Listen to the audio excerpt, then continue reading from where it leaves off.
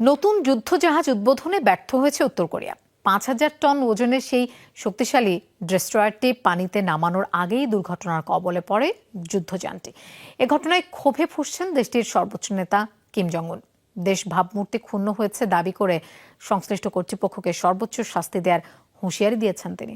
Jamuna smart refrigerator, smart লাইফে smart refrigerator.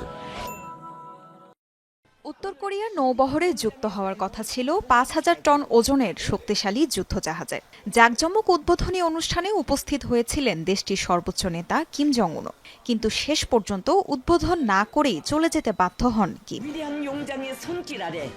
দেশটির পূর্বাঞ্চলীয় চংজিন বন্দরে পানিতে নামানোর আগেই দুর্ঘটনার কবলে পড়ে নতুন এই ডেস্ট্রয়ারটি। কাত করে পানিতে নামানোর সময় জাহাজটি ভারসাম্য হারায়। দুর্ঘটনার ফলে মারাত্মক ক্ষতিগ্রস্ত হয়েছে যুদ্ধজাহাজটির নিচের অংশ। গেল ১৮ মে চংজিন বন্দরটিতে নোঙর করা অবস্থায় একটি যুদ্ধজাহাজের চিত্র ধারণ করে যুক্তরাষ্ট্রভিত্তিক ম্যাক্সার টেকনোলজিসের স্যাটেলাইট। সাইড লঞ্চিং পদ্ধতি ব্যবহারের সুবিধা হলো খুব সীমিত জায়গাতেও জাহাজ পানিতে নামানো যায়, কিন্তু সেটা শুধুমাত্র ছোট কিংবা মাঝারি আকৃতির জাহাজের ক্ষেত্রে প্রযোজ্য। উত্তর কোরিয়ার অভিজ্ঞতার সীমাবদ্ধতার কারণে তারা ৫,০০০ টন ওজনের বিশাল যুদ্ধজাহাজ কাত করে পানিতে নামিয়েছে। ভুল পদ্ধতির ফলে জাহাজটি পানিতে ভেসে থাকার ক্ষমতা হারিয়ে ফেলেছিল।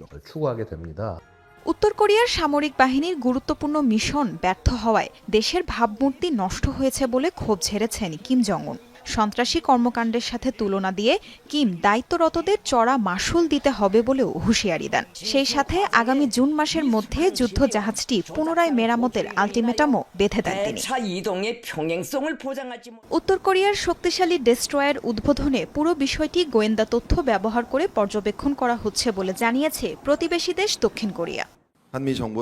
শুরু থেকেই সিওল ও মার্কিন গোয়েন্দা সংস্থাগুলো উত্তর কোরিয়ার শক্তিশালী যুদ্ধযান উৎক্ষেপণের সমস্ত কার্যক্রম গভীরভাবে পর্যবেক্ষণ করছিল।